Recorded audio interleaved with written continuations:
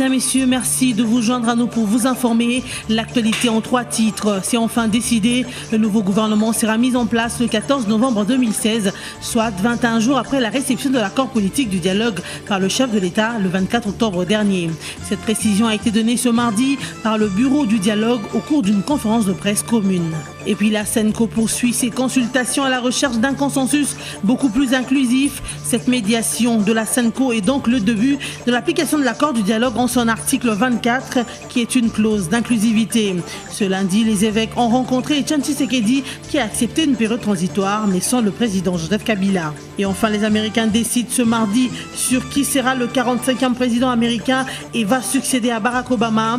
Après une campagne électorale teintée des violences sans précédent, enfin Hillary Clinton et Donald Trump connaîtront leur sort, réservé par le vote du peuple américain. Signé le 18 octobre dernier à la Cité de l'Union africaine, l'accord politique prévoyait la mise en place d'un nouveau gouvernement le mercredi 9 novembre 2016, soit 21 jours après la signature de l'accord. Une prévision qui n'a pas abouti, partant de la date de la remise de l'accord au président Kabila, situation élevée par le président de l'UNC, Vital Kamerhe, déclarant ainsi « On ne peut pas demander au président Joseph Kabila d'appliquer un accord dont il n'avait pas pris connaissance ». D'où le nouveau gouvernement sera mis en place 21 jours après le 24 octobre, date de la remise de l'accord au président de la République, soit plus ou moins le 14 novembre 2016, comme annoncé par le bureau du dialogue ce mardi 8 novembre. Le président Joseph Kabila respectera l'intégralité de toutes les dispositions de l'accord issu du dialogue, a déclaré Alexis Thambwe Mwamba au cours de la conférence de presse commune à Kinshasa. Il s'est par ailleurs de rappeler que les consultations actuelles menées par la SENCO sont les débuts de l'application de l'accord politique relative à l'article 24 de cet accord qui prévoit la clause d'inclusivité, a estimé Vital Kamerhe, qui s'est vite retrouvé en contradiction avec certains délégués au dialogue qui pensent que ce n'est pas ce qu'ils ont signé. Il reste à savoir qui seront les ténors de ce nouveau gouvernement. Rendez-vous dans quelques jours.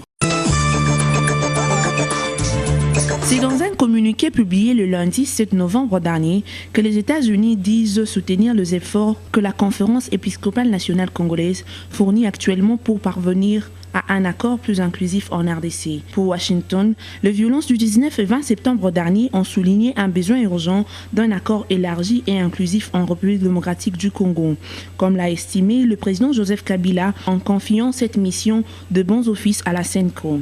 Les États-Unis invitent alors toutes les parties qui n'ont pas pris part à la signature du dialogue à respecter les principes fondamentaux de la démocratie de manière à rejeter la violence et s'abstenir de tout langage pouvant susciter la violence, soulignant que ce sont ces éléments cruciaux qui conviennent pour empêcher de nouveaux troubles et sauvegarder la paix. Ici de rappeler qu'en garant de la nation, le président de la République Joseph Kabila a initié ces consultations pour réunir toutes les classes politiques autour d'une table malgré leurs divergences dans un seul but qui est celui de préserver la paix des Congolais. Une mission qui a montré son fruit avec la rencontre le lundi dernier avec les présidents de l'UDPS et du Rassemblement, Etienne Tshisekedi, qui a accepté les principes d'une période transitoire, un bon début pour un processus de paix. Au cours d'une attaque des Mai Mai dans le village Boutalika, au sud du territoire de Lubero, dans le Nord Kivu, 7 personnes ont trouvé la mort, plusieurs autres blessées et quelques maisons incendiées dans la matinée de ce lundi 7 novembre. Joy Bokele, administrateur du territoire, a fait savoir qu'il y a eu 3 personnes mortes calcinées dans leur maison, 4 autres ont été tuées par balles et à la machette. Certaines d'entre elles ont succombé à l'hôpital suite à leurs blessures. Il a ajouté que 5 autres personnes grièvement blessées sont actuellement soignées au centre de santé Boavinua dans la même région. L'administrateur du territoire, Joy Bokele, interrogé par la radio Okapi, indique que jusque-là, le mobile de cette attaque n'est pas encore révélé. Mais d'autres sources dans la région pensent que les assaillants ciblaient une communauté locale. Par ailleurs, Joy Bokele a souligné que des dispositions sont déjà prises par les FARDC pour sécuriser les habitants de cette région. Et la société civile locale appelle le gouvernement à prendre au sérieux cette situation car plusieurs incidents de cette nature sont enregistrés depuis plus d'une année au sud de Lubero. Incidents qui provoquent des tensions entre les communautés. C'est depuis vendredi dernier que la coordination de sociétés civiles du Sud Kivu et Nord Kivu appelle les présidents de la République à nommer un médiateur spécial neutre sur les conflits des territoires de Béni et de Lubero. Selon les coordinations, cette personnalité dont le bureau devrait être installé à Béni travaillerait en collaboration avec les sociétés civiles et ceux qui œuvrent dans les secteurs de la paix du Sud et Nord Kivu. Elle demande également au gouvernement de mettre en place un plan de relance de l'économie dans les territoires de Béni et de Lubero. Ici est de noter que ces deux villes, Béni et Lubero, dans la province du Nord Kivu, comme aussi d'autres villes, ont connu plusieurs violences, des attaques de miliciens à répétition. Une situation qui occasionne des déplacements et met en péril la paix des habitants. Le siège de l'Assemblée provinciale de Goma a été encerclé par les éléments de la police nationale congolaise ce lundi 7 novembre 2016. Devant traiter la motion de défiance contre les présidents de l'organe délibérant, les députés provinciaux du Nord Kivu n'ont pas été autorisés à accéder dans la salle pour la plénière. À en croire le rapporteur de l'Assemblée provinciale du Nord Kivu, Nkuba Kaombo, cité par la radio Okapi, les vice-premiers ministres et ministres de l'Intérieur du Nord Kivu auraient interdit toutes les plénières. La radio Okapi indique même que le gouverneur du Nord Kivu avait déjà entamé les démarches dans l'après-midi pour les négociations avec les députés pour essayer de rapprocher leurs points de vue et il a estimé que la motion n'était plus opportune. Ainsi, tous les membres du bureau sont appelés à Kinshasa pour une consultation avec les autorités. Plusieurs députés provinciaux estiment que cette décision est une entorse à l'indépendance de l'Assemblée provinciale, d'autant plus que la RDC est un pays démocratique. Ici est de rappeler que les 23 députés provinciaux ont initié et signé une motion de défiance contre leur président qu'ils accusent notamment d'orgueil et de mégestion de l'Assemblée provinciale.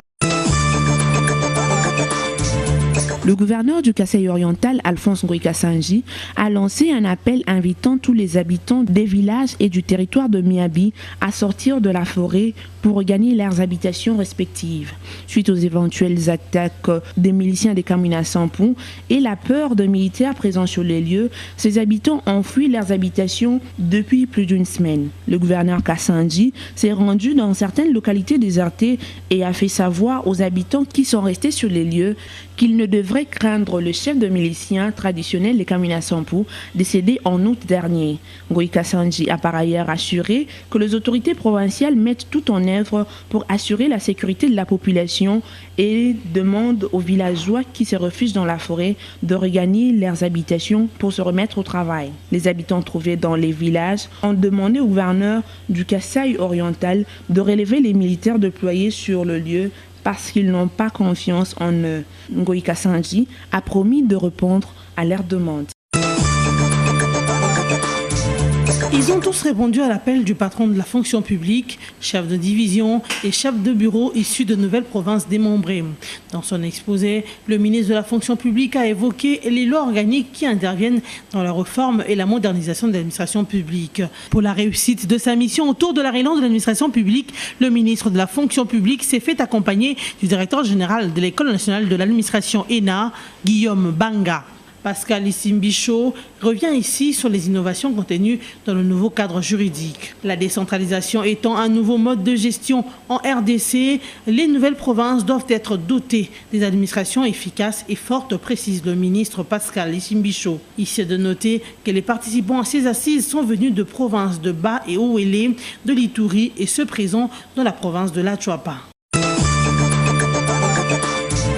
C'est depuis vendredi 4 novembre dans la soirée que les deux médias les plus suivis en RDC, dont la radio française RFI et la radio Capi, ont vu leurs signaux d'émission brouillés sans aucune explication au préalable, ont indiqué deux organisations dans un communiqué publié le lundi 7 novembre. Clear Khan Schreiber, responsable du bureau Afrique de Reporters sans frontières, a déclaré que cette interruption des signaux de deux radios les plus écoutées du pays est très inquiétante. Le ministre congolais de médias Lambert Mende Malanga a déclaré que RFI était devenue la caisse de résonance et l'attaché de presse des organisateurs des meetings de l'opposition. Et quant à la coupure de la radio onusienne, il a renvoyé la responsabilité au ministre des Affaires étrangères sous prétexte que la radio dépend de la mission des Nations Unis. Lors d'un entretien à l'agence France Presse lundi dernier à New York, Michael Jones, secrétaire général de la francophonie, a estimé que la coupure du signal de la radio française RFI à Kinshasa n'est pas acceptable.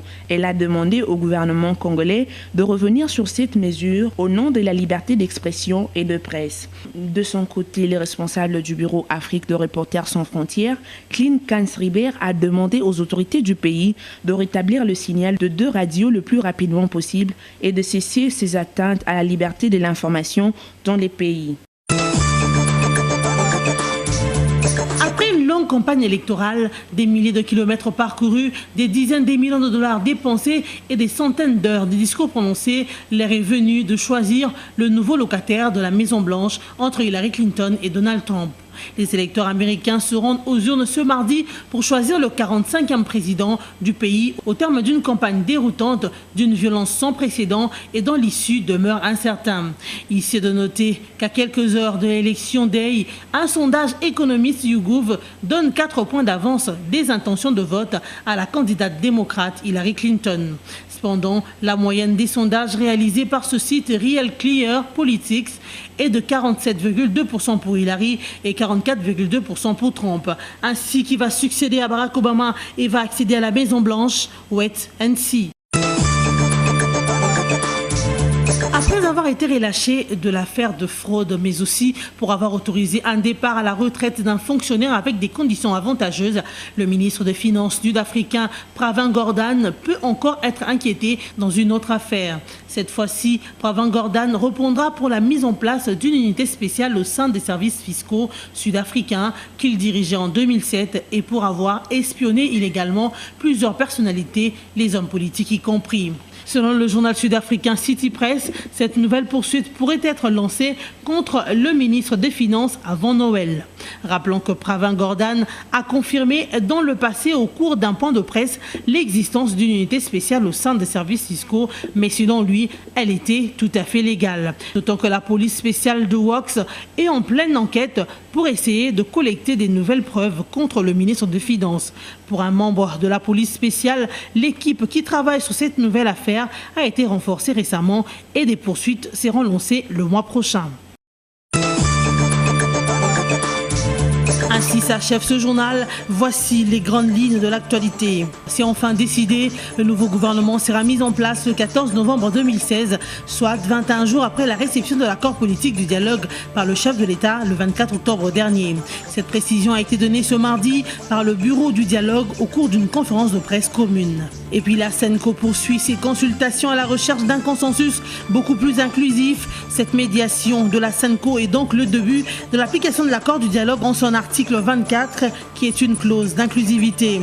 Ce lundi, les évêques ont rencontré Etienne Tshisekedi, qui a accepté une période transitoire, mais sans le président Joseph Kabila. Et enfin, les Américains décident ce mardi sur qui sera le 45e président américain et va succéder à Barack Obama. Après une campagne électorale teintée des violences sans précédent, enfin Hillary Clinton et Donald Trump connaîtront leur sort, réservé par le vote du peuple américain. Merci de votre fidélité. Une autre édition, c'est pour très bientôt.